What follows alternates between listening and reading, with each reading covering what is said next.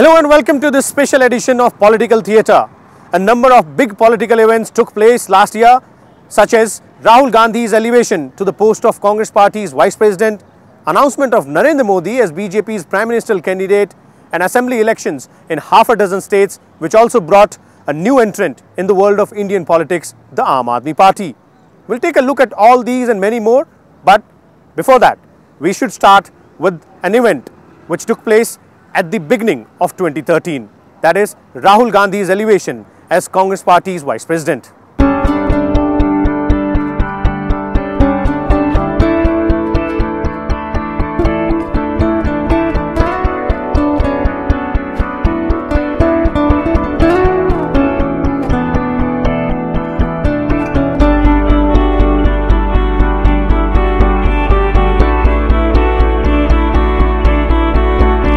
Congress Party convened a Chintan Shivir in Jaipur in mid-January amidst expectations of some big decisions from the three-day conference.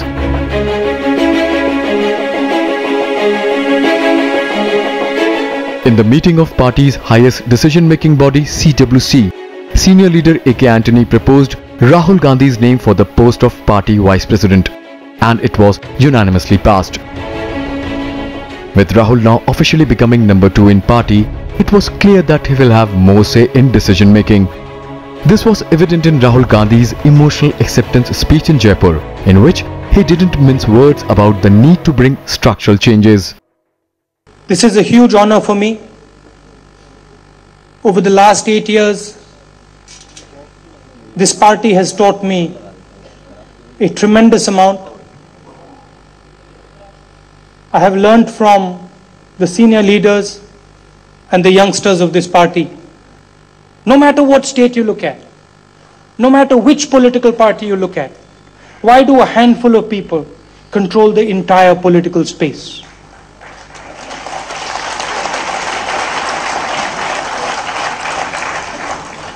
Power is grossly centralized in our country. We only empower people at the top of a system. We don't believe in empowering people all the way to the bottom. Until we start to respect and empower people for their knowledge and understanding, we can't change anything in this country. All our public systems, administration, justice, education, political systems, all of them are designed to keep people with knowledge out. They're all closed systems.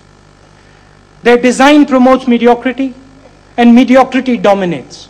Mediocrity dominates discussion, while the voices of insight and thought are crushed by the loudness of those who possess neither understanding nor compassion.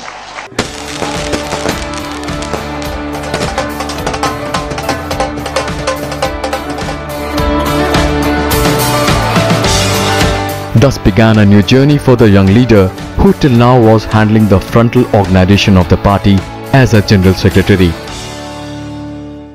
While Congress was busy planning for the future, main opposition party BJP was dealing with internal strife at many levels. Party chief Nitin Gadkari was himself at the center of a storm with allegations of corruption against his business venture, Purti Group of Companies. BJP's President Nitin Gadkari's smoothing was hit by the storm of corruption allegations against Purti Group owned by him. What made matters worse were the voices of dissent rising from within the party fold, seeking a change of guard. With just 1 year left for general elections, both party top brass and RSS went into a huddle. After a series of meetings from Delhi to Jaipur, the crown went to a tried and tested face, Rajnath Singh. And he became BJP's president for the third time. जिन परिस्थितियों में आज मैं इस दायित्व को स्वीकार कर रहा हूं, यह परिस्थितियां हमारे लिए सुखद नहीं हैं, और मैं कहना चाहूंगा कि व्यक्तिगत रूप से हमारे लिए सुखद नहीं है। हमारे एक ऐसे कार्यकर्ता जिनकी कर्मठता पर, जिनके जुझारूपन पर और जिनके समर्पण पर कभी प्रश्न चिन्ह लगाने का कोई साहस नहीं कर सकता है, और जहां तक उनके साफ गोई और खुलेपन का सवाल है, उस पर भी कोई प्रश्न चिन्ह नहीं लगा सकता है। ऐसे व्यक्ति हमारे श्री नितिन गडकरी जी ने 3 वर्षों तक अध्यक्ष के रूप में दायित्व संभाला। हम सबकी इच्छा थी कि दूसरी बार भी Rajnath soon went into an overdrive to prepare for 2014 general elections. After becoming the Chief Minister of Gujarat for the 3rd consecutive term, the demand for giving more responsibility to Narendra Modi in the party was gaining momentum. And the new party president Rajnath Singh soon set the ball rolling in this direction. First of all, Parliamentary Board was reconstituted and Narendra Modi was inducted into it. Then came the meeting of National Executive of the party in June in Goa.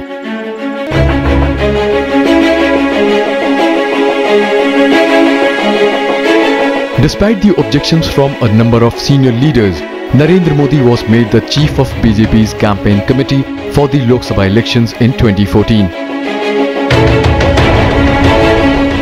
This decision didn't go well down with the party patriarch L.K. Advani, raising questions on Rajnath's way of running party affairs. Advani resigned from all party posts.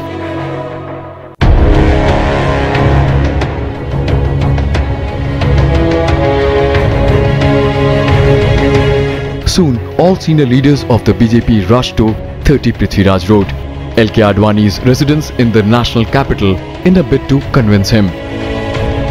And after a lot of persuasion from both BJP and RSS, L.K. Advani finally agreed to take back his resignation.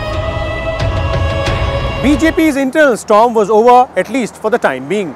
But trouble was brewing in the National Democratic Alliance led by the Saffron Party.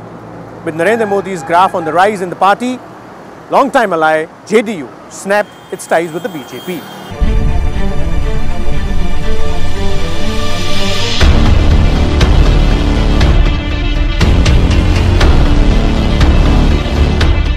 JDU's decision to part ways with BJP was not sudden. Bihar Chief Minister Nitish Kumar had made his discomfort with Modi clear on many occasions, and BJP was not willing to let anything stop Modi's ascent in the party. With neither of two allies willing to step back, 18-year-old partnership finally came to an end.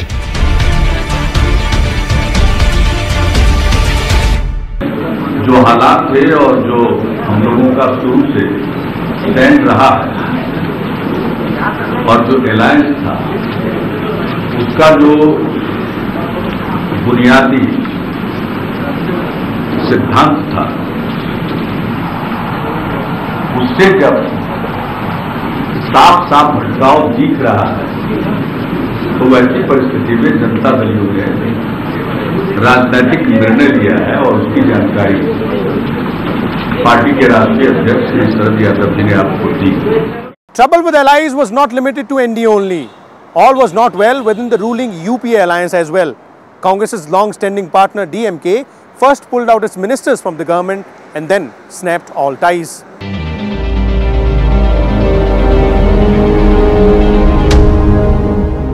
DMK was one such trusted ally of the Congress, which didn't create trouble for the alliance even when two of its MPs went to jail in the 2G spectrum allocation case. But the need to maintain moral high ground on issues related to Tamils in the election year forced DMK patriarch M. Karunanidhi to snap all ties with the ruling alliance UPA.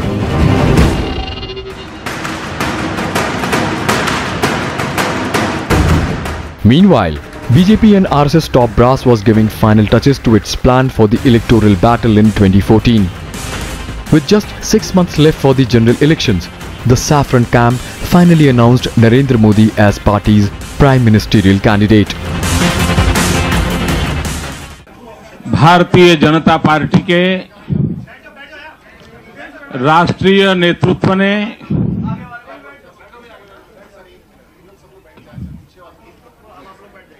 मेरा निवेदन है अपने print के पत्रकारों से, please आप जो still photographer हैं थोड़ा व्यवस्था में सहयोग करें। जो स्टिल फोटोग्राफर हैं थोड़ा व्यवस्था में सहयोग करें, मेरा मित्रों से निवेदन है।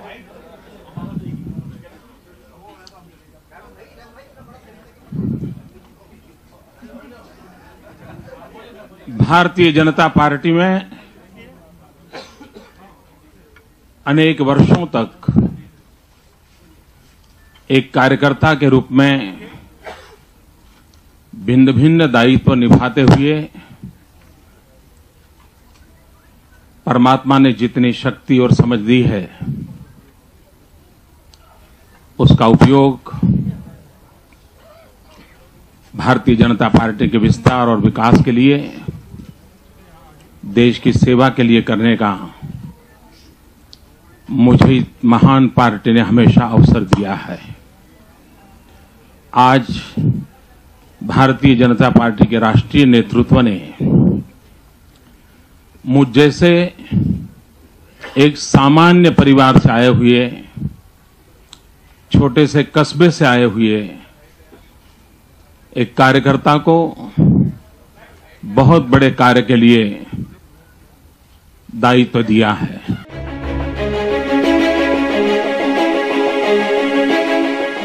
Modi started his campaign soon by addressing public rallies at various places in the country and often taking jibes at Congress and UPA government.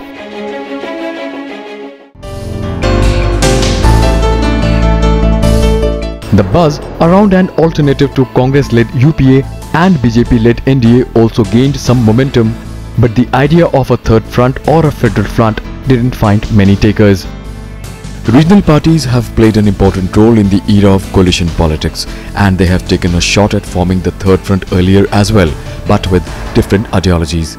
Absence of a common cause and regional compulsions, the idea of a third front remained just an idea in 2013.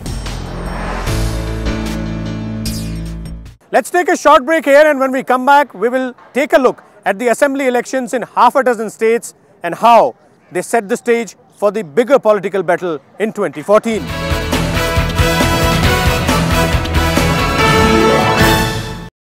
Welcome back. Assembly elections in 6 states kept everyone from political parties to analysts and even us busy through most part of the year. First state to go to polls was Karnataka in the month of May.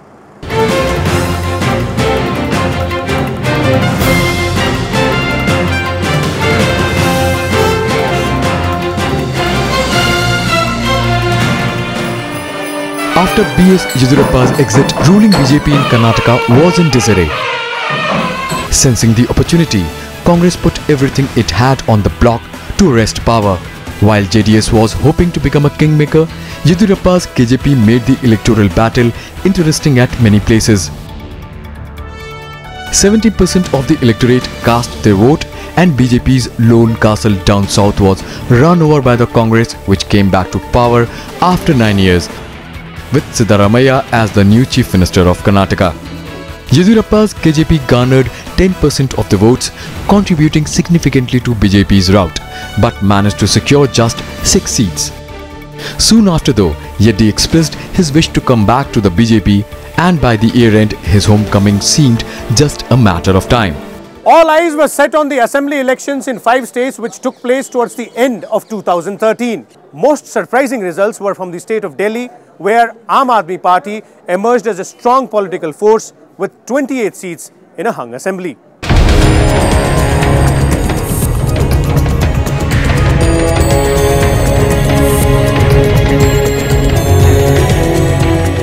The electoral battle in 5 states, Rajasthan, Madhya Pradesh, Chhattisgarh, Delhi and Mizoram, was termed as semi-final to the general elections in 2014. Both Congress and BJP put all their might in the fight, with star campaigners from both sides addressing a string of public rallies in all these states.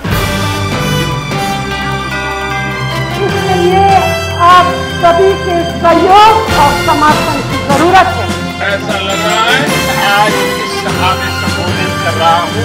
मैं मानना चाहता हूँ ये कहानी मेरी माँ के बारे में है, बोलना नहीं चाहिए। Voters too responded generously and came out in huge numbers to vote, breaking all previous records. When the results were announced, it was a complete rout for the Congress, which lost power in 2 states and managed to retain power only in Mizoram. But BJP camp was jubilant by winning 3 states, but was stopped short of the finishing line by the new entrant Aam Aadmi Party in Delhi. In Rajasthan, BJP romped home to an unprecedented victory with 163 seats out of 200, more than double of what it got in the previous elections. Congress managed only 21, just one more required to bag the tag of main opposition party in the state.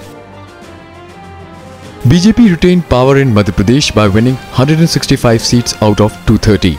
Congress's numbers fell below the previous mark of 70 and the party won just 58 seats.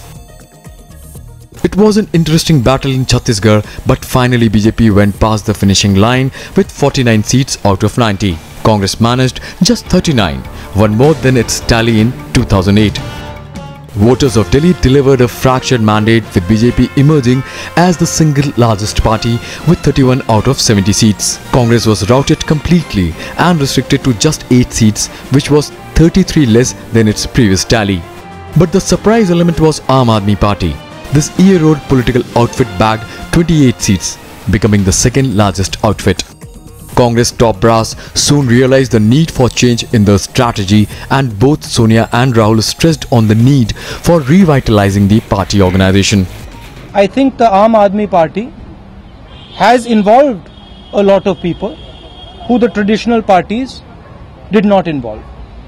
We are going to learn from that. While Vasundhara Raje, Shivraj Singh Chauhan and Raman Singh took oath as Chief Minister of Rajasthan, Madhya Pradesh and Chhattisgarh respectively. The battle for Delhi was getting more interesting even after the results were announced. BJP refused to form the government, citing lack of numbers. Congress offered outside support to Aam Aadmi Party, which initially refused, then sought people's advice through referendum. And finally, Arvind Kejriwal took oath as New Delhi's Chief Minister in Ram Leela Maidan just 3 days before the year came to an end. मैं अरविंद केजरीवाल ईश्वर की शपथ लेता हूँ कि मैं विधि द्वारा स्थापित भारत के संविधान के प्रति सच्ची श्रद्धा और निष्ठा रखूंगा. One more state got a new government in 2013 after being under the president's rule for 6 months. Hemant Soren of JMM took over as the 9th Chief Minister of the state, which came into being just 13 years ago. Apart from elections, other political events such as the issue of creation of separate state of Telangana also remained in the news throughout the year. After the break, we will take a look at such events and their effect on the functioning of Parliament. Stay tuned.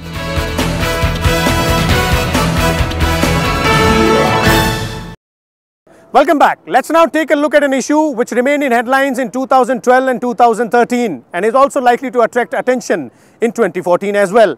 Yes, we are talking about the issue of creation of separate state of Telangana.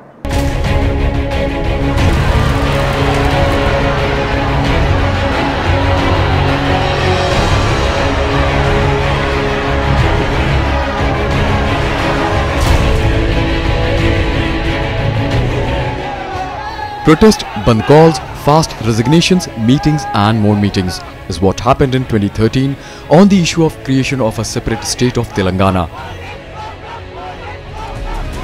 Though Union Cabinet gave its go-ahead for bifurcation of Andhra Pradesh at the fag end of 2013, the issue created a lot of trouble for the ruling Congress and led to disruption of political proceedings as well. While some pro-Andhra cabinet ministers in UPA government threatened to resign in protest of decision to create a separate state of Telangana, most embarrassing the moment for the Congress came when some of its MPs moved a no-confidence motion against their own government during the winter session. Political class was also handed a huge blow by the Supreme Court when it ruled out that those leaders convicted for more than 2 years will not only lose their seats but will also lose the right to contest polls for 6 years. As a result, Congress Rajya Sabha MP Rashid Masood and 2 from Lok Sabha, RJD Chief Lalu Prasad Yadav and JDU's Jagdish Sharma were the first ones to lose their membership of Parliament after being convicted in 2 different cases. Government decided to annul the order by bringing an ordinance, but another political storm hit the Congress when its Vice President publicly trashed the ordinance. My opinion on the ordinance is that it's complete nonsense. and that it should be torn up and thrown out. That's my opinion, my personal opinion on the ordinance. While the party rallied behind its leader, those in government started looking for a face saver, and Prime Minister, who was on an official trip to the US, dropped the ordinance after his return. Political parties were engaged in a tug of war on several issues throughout 2013. The effects of this verbal duel were visible inside both houses of parliament, with proceedings being disrupted amid slogan shouting on one issue or the other. With government and the opposition trading charges on the issue of coal block allocation, the first casualty was the budget session of parliament. मैं सदन को इस बात से आश्वस्त करना चाहूँगा कि सीबीआई द्वारा मांगे गए दस्तावेजों का पता लगाने और उन्हें मुहैया कराने के लिए मेरा मंत्रालय किसी प्रकार की कोई कसर नहीं छोड़ेगा. Apart from the financial business, a bill dealing with women's safety got the nod of the House in the budget session. Statutory resolution. Fate of the monsoon session was also similar to that of the previous one, but two important legislations, Food Security Bill and Land Acquisition Bill, were passed in this session. I request the honourable members to pass this bill unanimously. Winter session was the worst hit due to disruptions, and Lokpal Bill was the only significant piece of legislation which got the nod from both houses before the proceedings were adjourned sine die. So that was a roundup of political events in 2013 which grabbed our attention and also set the tone for things to watch out for in 2014. Happy New Year and keep watching Rajya Sabha Television.